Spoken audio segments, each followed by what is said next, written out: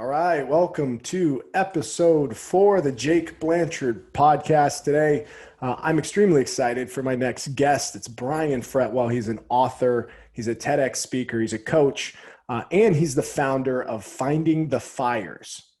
So expanding a little bit more, he's a former teacher, he's a neuroscience and culture change consultant, and an endurance runner. And I think we're going to talk about all that stuff and more.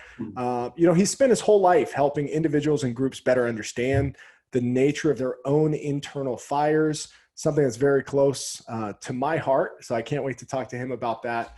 And now he's leveraging those internal fires to help people in organizations know who they can be. So he teaches leaders, coaches, consultants, and helpers to do the same. Brian Fretwell, thanks for being my 4th guest on the Jake Blanchard podcast. I'm excited to have you. Yeah, thanks for having me. I need that intro for like when I come home, so my wife knows I'm home. Just like, hey, you realize I'm important, sweetheart? Like it doesn't, she's not as impressed. Yeah. Oh, my wife isn't either, but my intro is not quite as impressive. So let's talk a little bit more about you. So you were a teacher. And then, where's all this other stuff come from? This endurance running, this teaching, this coaching leaders. Take us a little bit on the journey to where you find yourself today on the Jake Blanchard podcast, Brian. Yeah, probably just a lot of almost purposefully searching for pain, right? And it explains the endurance bit, but also just really curious. It's really interesting. The teaching experience for me was like very formative. My entire family, not my sisters, but my father and my real mother, and then his father and even hers, were all military. And so getting out of college, I was talked out of the military a lot. And but then I went to juvenile corrections, and I legitimately treated it as service. Like this is, because I very kind of believe in that idea. But I also had beliefs about like how people change, if people change, that sort of thing. And those were kind of pushed around a lot in juvenile corrections. Like, maybe the first thing was like, holy cow, a lot of these kids are in here for stuff that I either did or did adjacent, meaning like I was 1 or 2 decisions away from that, or like, oh, you just got caught, and I mean, not that, I was running cars off the road, but in terms of like, all of a sudden, a kid's caught with pot, and then, it follows this process. So that was very eye-opening for me. But what was really more eye-opening was the capacity for change in a kid, and what actually leads to that, which was not me coming in with a good idea. It was not them having an answer that they didn't know. It was all about like their ability to be able to hear and see the good parts of themselves. And it's sort of counterintuitive. Like I was sort of brought up into the, kick a kid's ass enough and he'll turn around. And that just really couldn't be farther from the truth. And in the 20 years I've spent with kids and adults, which are just harder to change kids, that it just proves itself out. It's the more someone is heard, then the more they can hear themselves. And that's really the trick. The more they're able to redirect towards what they really want. So everything about that is just, even to some degree, the running, that just understanding, if I'm going to ask a kid to understand themselves, then I need to do it as well. And so that's sort of where you tie in the running, the book writing, the TED Talk was just really hard things, make you look at yourself and your own insecurities and your own fear, and then you're better able to hear, if you will, the good voice. Oh, for sure. I was going to ask during your time at juvenile corrections and supporting the kids there, you must have had a powerful reflection to feel like you needed to start making your voice heard in this area, right? I mean, this is something that that you've been very passionate about for the last 15 or 20 years. Mm-hmm. But what was that trigger? How did you decide to go from working with an individual kid to starting to create content, publishing content, being an author, getting on the speaking circuit? Yeah, probably just getting my ass kicked enough, honestly. Like I didn't really, I mean, I was kind of making some content, if you will, when I could, in my 20s. I've written, I would tell people I have one published book, but I've written at least four, and the others, yeah, thanks. The others are on my computer because I mean, they suck in my opinion. But that's writing, right? You got to write a few crappy ones to get better at it. But B, I mean, it wasn't until after 2008, and then I took like my only real job I've ever had, and then got back into consulting. That content to me, or when we call content, whether it's a book or whether it's the TED Talk, the only stuff I'm really comfortable with isn't about like, here's what I know. It's about like sharing the challenge, right? Like here's what I thought I knew, and here's where it got kicked in the teeth, and here's the new perspective on it. And that's the only stuff, like that's the only stuff for me that, you know, other people are much more direct. Here's what you should do and where you go. But that's just, it's never sat right with me. Yeah. Yeah, so If you're that makes turning a sense. lot of your attention and focus right now to a new project that you've got going on called Finding the Fires. Yeah. You and I have talked a little bit about this, but not very much. So I'm excited to unpack this further and kind of really understand, what are you trying to get at? What are you trying to do with Finding the Fires? So the idea actually started in 2008. I just didn't know, like, so 15-year overnight. But in 2008, I had lost a business. I had lost a job all within a year. I had a dream manager position, whole story behind it.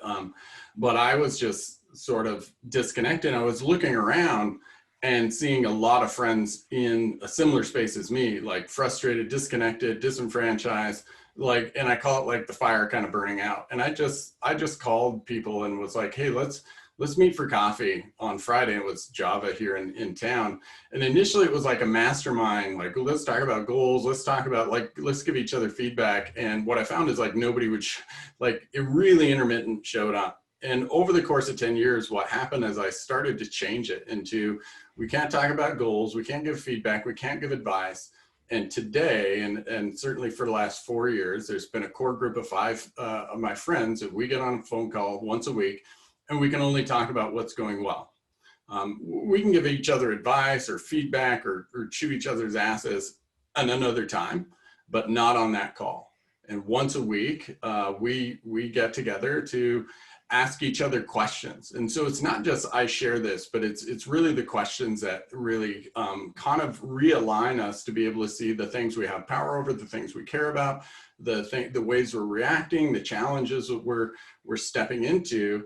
And over the course of being a neuroscience consultant for the last 10 years, I've just seen that your brain misses your biggest power all the time, weekly. Because by Friday, the groups we get together with are bitching about the boss, complaining about what's going on, talking about politics, all stuff outside of our control.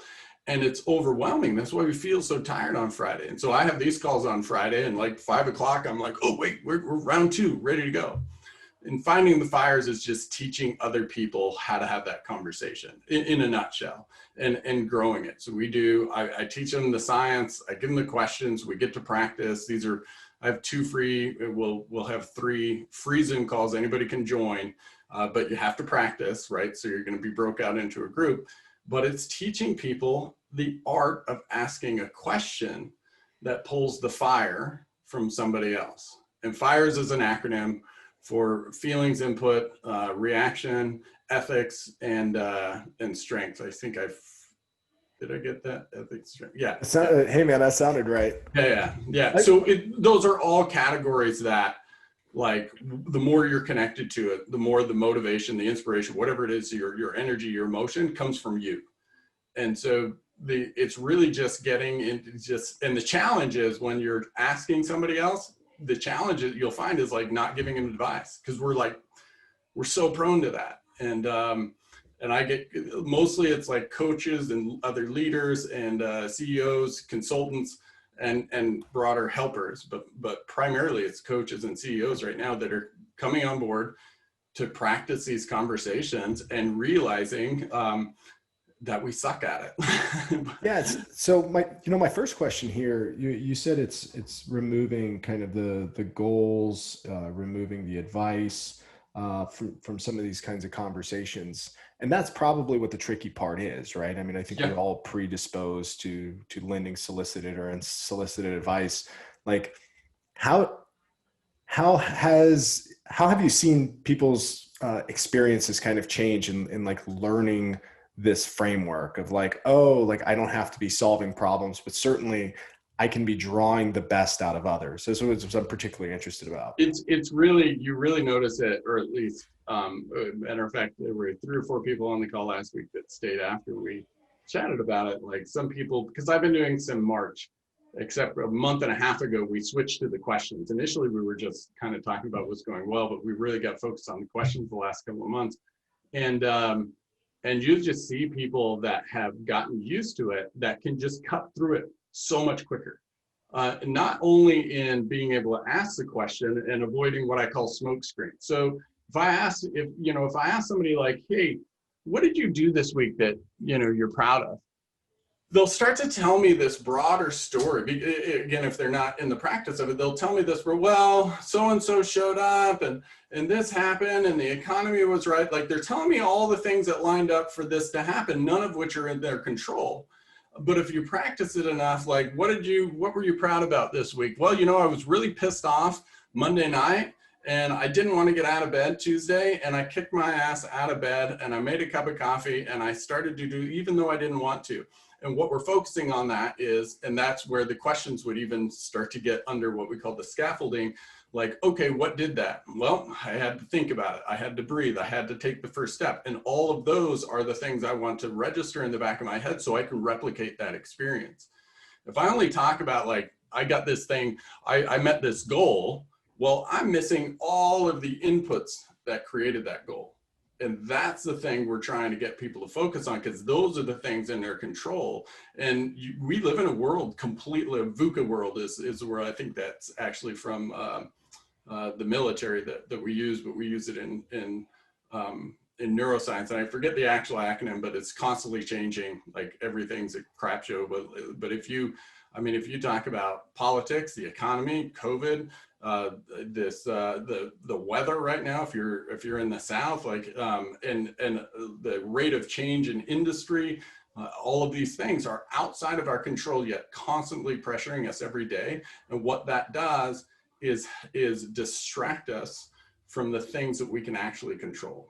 And so these calls are about how to help somebody see what they control, and then utilizing them to help you see it. Because it's one of these things that actually works better with other people than it does it's really hard for you to do it on your own, right? And it's less effective, yeah. So then, the goal here from what it sounds like is that you're helping people learn to have these conversations and then be independent in facilitating additional groups, kind of like spreading the fire, if you will. Yeah. Yeah, the group I have weekly, that's really my big goal. That's where I'm kind of all in on this idea. It'll probably, at least for the next year, it's the group I have, and these folks have come on and chat. This group, this 1 hour meeting weekly has gotten us through individually through some really, like, for me, burnout, for a person on the group, rehab and being able to keep their sobriety, for another person ready to quit his business and just double down. And now we're all like, it's the best performance piece. But we talk about, like, if we did goals, we wouldn't show up. And we do goals separately with a coach, and we do like solving our problems separately, right? That's not that those things aren't happening. It's this one part, right? This 1 hour a week, we are hyper focused on this. And so, yeah, I get emails of people like, I'm trying this with my kid, I'm trying this with my spouse, and I call them fire sessions. I'm just so that people know, like, people can try it on with somebody else and like, hey, let's have a fire session. And that just creates this little container. Like, I'm going to ask you some questions, based on this kind of fire model about what you feel, what you like, not what what you've done in the last week that you're proud about, that you, right, that was in your control, how you reacted, a challenge, whatever those, again, we building a really big outline with the list. But whether it's you have a group of 5 or 10 that do it once a week, or you just have one person that you do it once a week, it's this muscle that it's number one, questions are the most powerful brain tool there is. I'm convinced of that. And number two, that kind of the parts of locus of control and growth mindset and values, those are all the things we're really talking about here. The more you're able to connect to that with a group, because we are neurobiologically designed to succeed in packs, right? And so we leverage those two ideas. We learn better with people around us. And I get to ask you, you get to ask me, and then I get to hear other people be on fire, right? And it's 1 hour a week. You can do it more, right? And sometimes, you know, we get off on little one-off conversations. I mean, I'll call one of the people, hey, let's chat about this right now. We know how to light each other's fire. You think about that. Yeah. Most of the people we're around, we know how to piss off. Right? Our brain is designed to be really good at knowing how to piss people off, knowing what we don't like, and knowing what we hate about them. It's much harder to be able to know, like, okay, I know Jacob, and I know when he's struggling, this is what's going to get him back. Right? I know Jacob, and I know the two things that he does so well that when he's wondering about a decision, I'm going to remind him about that shit he does really good. Those are the types of just small communities, little packs, I call them, that I'm hoping to build from this. Like, and we're already seeing some of it. We haven't really gone live with the website. We're going to have, you know, a place for people to interact, you know, outside of just the Zoom calls. But I'm overwhelmed with how much it's needed, quite frankly. Absolutely. It's a pretty profound thing, especially when you say, I know how to piss someone off. But, you know, as I'm sitting here reflecting, there's only probably a small handful of people that I know that I know exactly what ignites them. I know exactly how to phrase and ask questions in a way that keeps them going. I would ask this, you know, in my experience as a performance coach, I mean, I have to ask the same question multiple different ways in order to kind of aggregate an honest answer sometimes. Yeah. And maybe you can take us through the process of question asking, because I don't think, you know, necessarily every single person is 100% honest or can find the real honest answer inside them right away. So maybe how does finding the fire help facilitate? Yeah, and that's where I really appreciate that point. I would change the word honest. Okay, like, that's fair. Because it's not, what I found is that it's not that people aren't honest. It's that, like, consciously or unconsciously, they're scared. Telling somebody what you're good at is inherently uncomfortable. Like, it sounds like bragging. It sounds like, you know, lack of humility sometimes. And part of that is because it's just a muscle I haven't used. And so that idea of, like, clarity, I do like that you say honesty, because it really references, like, it's a bit deeper here. And so when we see this every week on the call, like, hey, what are you proud of this week? Well, you know, I got out of bed, or, you know, I didn't kick the dog, right? Oh, yeah. Fair enough. Like, tell me about that. And, like, I always call it, and I think I've used the term already, scaffolding. So somebody's going to give you, like, here's what I'm proud about, here's what I'm good about, here's what I'm whatever, but there's layers under that. And there's generally a core, and that's why I like the kind of fire analogy. There's a coal down there that burns, and you throw a little gasoline on it, and that's what's leading to everything else. And most of us don't know what the hell that is. And that's where I go to the honesty bit. Like, and not only do we often not know what it is, we don't believe it, we don't trust it. It's just this fluke thing that happened. Like, we are trained to explain our successes in terms of happenstance, in terms of luck, which happenstance and luck absolutely play a part. But it's if I don't identify the effort piece, if I don't identify how I controlled my reaction, how I got better at understanding the feeling that was coming out so I could leverage it, how I use this or that strength to put myself in the position to get lucky. If I'm not clear on that, I can't replicate it. And that's the challenge. And so again, back to your point, like, it's not that I'm not being honest, it's that I haven't seen it.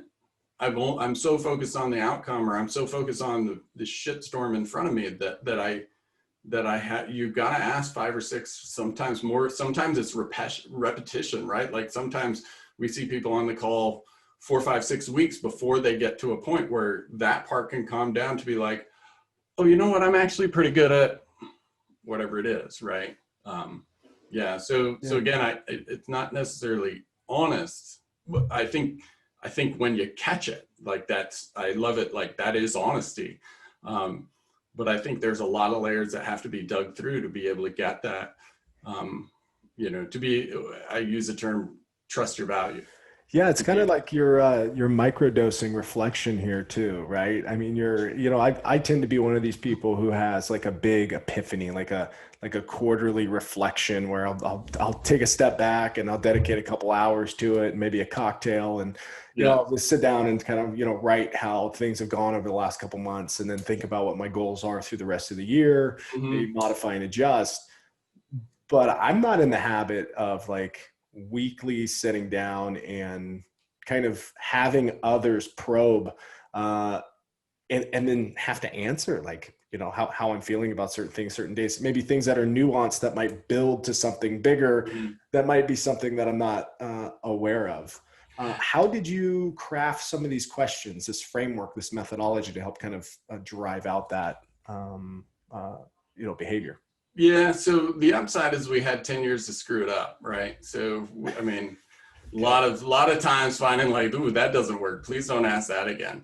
But also a lot of like, and part of that was like a lot of wasted time, like, describing what's going on, telling about like, we get in these habits and again, complaining, or like we jump on the call and let me tell you about all this shit that happened in my week. Like, that's great, but there's another time for that. So it's for me, it started in juvenile corrections. And if you've seen my TED Talk, it's the idea of a JUCO, right? Like it's a belief that there's something in this other person that if I can get them to see it, and I don't know what it is, like that's the other thing. I have to remove the assumption that I know what the hell it is. I can have some ideas and somewhere to go, but what we're doing is discovering together. And then I've got to be authentically then interested in discovering with you, or helping you, right? Helping you, guide you into that discovery. It sounds way more convoluted than it is, but you do have to have that belief that, okay, there is something in this person and we're going to sort it out. See if we can find it today. Maybe we can't. And then when you have that belief, I believe that it starts then naturally changing the question, right? And so you're really like, why I created the acronym FIRES is, do I want to know something about how they reacted? Because the reaction is in my control. Their input, what did I push, right? That again, in my control. Strength is in my control. And ethic is more like, the why, or something bigger that is, again, in my control. And so now I have those two, okay, I believe something's in them, but it's got to be something in their control. And now I can just get better at practice. So, what did you do this? Where did that come from? Why is that? Like, and there's, again, like just lists, if you will, of questions that you can kind of use to get down there. Yeah. So when you're an individual that's looking to benefit from a fire session, like I imagine one of the biggest barriers would just be trust and assuming positive intent or of the others that are involved in that process. So, I mean, maybe take us through that of what it's like to be so vulnerable. Yeah. So I try to approach it from the standpoint of everybody wants to help somebody else. And the best way to help yourself is helping somebody else. Like, it's super counterintuitive, but I've never found it not to be true. I actually learned it in endurance running, right? We called it giving people what you need. And so I was suffering, I'd hated on the trail, I was cussing, and I'd see somebody else running and I'd say like, good job, you're looking strong. And because of, there's mirror neurons, there's other, like how we're so socially evolved. When I say that and they smile, I feel better. Piece of cake, right? So what I often tell people is like the first place to start with a fire session is just asking somebody else without even the expectation. because you're going to self-reflect on the questions you're going to ask them. Like, it's not as great as them asking you, but you can get there.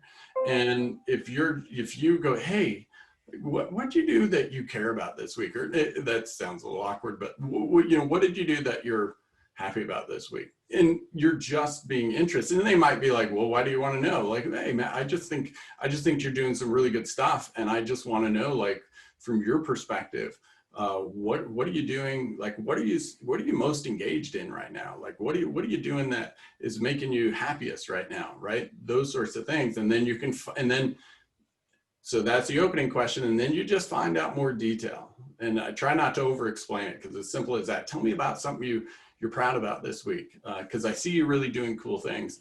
And I just want to know from your perspective, well, I did this. Well, why did you do that? How did it come about? What did you do about it? Right? That you're just looking for and just asking the questions is going to help yourself, because it just feels really good. And when you see them light up, that's where the fire. So we teach people how to look for fire, which is micro expressions, right? So, well, the week wasn't good, but I did this one thing. And like the movement, right, told you that, like, something came, or the cadence in their voice, or their eyes will get bigger, or they'll go from a slouch to an up, whatever. Like, there's all you see all these changes, and they're, oh, there's the fire. Tell me about that. And when they do it, you respond, like, unconsciously. You don't have to think about it, and you leave feeling better. And then from there, you can certainly say, like, hey, there's this thing I'm doing a fire session, get some reciprocity there. But oftentimes, I think I've tried it the most outside of the group and the people that know. I do it all the time, and find that, like, sometimes that reciprocity will happen and somebody will ask about me, but I often get exactly what I need through those questions myself, because it's just inspiring. Yeah, absolutely. It's funny. I'm almost seeing this and maybe guide my thinking here. Like, I feel like when I go to relatives' house on Thanksgiving, things like that, people I haven't seen for a while, they tend to be really inquisitive about what I'm doing or why I'm doing it, or kind of what drives me. And though usually I leave their house filled with food, I also kind of feel, kind of purged from, holding back this information, that they know more about me now. I feel better about that discussion. I've found new words to describe those kinds of things. And I think we're doing less and less of that, especially now with social distancing. I think we're doing less and less of that now, just with social media being so much in our lives. Yeah. So this seems like an important, just kind of, quick I shampooing of the brain, Well, I love that so I think it's not necessarily my theory, but me using a theory to tie to this is, there's some really good research out, or I think cool, that talks about, like, hunters and gatherers only worked 15 hours a week, right? I don't know if you're familiar with that. So it just, essentially, hunting didn't take that damn long, right? But what's interesting to think about, though, is while they were only hunting a week, or hunting 15 hours a week, what were they doing with the rest of their time? And this is why it's really cool that you said, like, there's this natural tendency when you get back to family does that. Now, not all families do that, but I think there is a biological, like, natural tendency to want to do that within family that's actually tied to this, what we did after those 15 hours of hunting. And what we did, again, this is me taking a little of liberty with the science, is we told stories. We are storytelling. Like, I love Sapiens. If you've read it, I forget the author's name. Yuval Harari. Yeah, Harari. He talks about fiction being the things that made Homo sapiens, right, the masters of the world to whatever degree. But that's what we did after the 15 hours, is hey, here's what went well in the hunt. We embellished them probably. We talked about, but we were talking about what we did well. And then we were talking about what we were going to do well next. And it's that connection that rewrites the narrative in the back of our head. If we're not having that discussion, then that narrative in the back of our head is getting written by somebody else. And having these questions and getting in there is about taking control of that narrative, which is then going to change what it is you see on your daily basis. And what's inspiring to me about that is that we can help other people do it by participating, not by having the right answer or having the advice or knowing what the hell they're supposed to do with their life. Like that's way overwhelming, and that's why we don't have those conversations when we want to help somebody. But if helping just means like asking them about their day or their week and what led to it and what they're proud about and what they're doing well, and just staying consistent with that until they can get underneath it enough to find the honesty, man, that's a hell of a lot easier to me, and I think it's a lot more effective too. It's powerful for sure. Yeah. Very powerful. So what's next with finding the fires? You said you're getting the website going. I know that you're running a couple of calls right now. So maybe take us through what this journey might look like in the next several months moving forward, what your goals are around it. And then let's segue that into where people can find you and how folks can get started. Yeah. So right now we do a call at noon on Friday. It's 1 hour. Anywhere between 10 and 40 people show up. Hopefully, I mean, it's easy. You could have 500 people on the call. It'd be the same call because we break out in small groups. Tomorrow is the first one we're doing. We're adding one. It'll be Wednesday at 4 Mountain Time. Primarily because there were 4 or 5 Australians that wanted to try it out. And so that time works better for them. But I'm working on a landing page now so that I'm not just sending out Zoom invites. So it looks somewhat professional, but don't get your hopes too high because I'm creating the website. So it's going to look like, somebody's 5th grader. I shouldn't even say that. The 5th grader would do it a lot better, but it's just basic information with a click to like, here, join the Zoom group. The next step on that, what I'm working on at the same time is through Mighty Networks, creating a community that people can go share successes, that can be a part, and creating curriculum that can support it. That's likely going to be membership driven, but it'll be very low barrier to entry kind of membership. And part of that, whether it's 10 or 20 bucks a month, part of the reason I went back and forth on charging for it, but I really want to curate so that the network in there is truly supportive. They're adding value to each other. I'm going to give plenty of like workbook stuff, outlines. Every week we have a discussion. Here's the topic, here's the questions, here's what you're looking for. And then also, like, if you've been through it, being able to record what it is you're sharing is vitally important, right? Or even record what other people are sharing so you can be a better expert at them, but seeing the trends and seeing your improvement, I think is important. And so we'll have kind of all this there, as well as videos, so that if you miss one of those calls, you can at least see the part where we share a little bit of science, a question, and do that. And I want them to be as accessible as possible. So the calls, as far as I can see, are always going to be for free. I might charge a little bit for then you getting more of that material.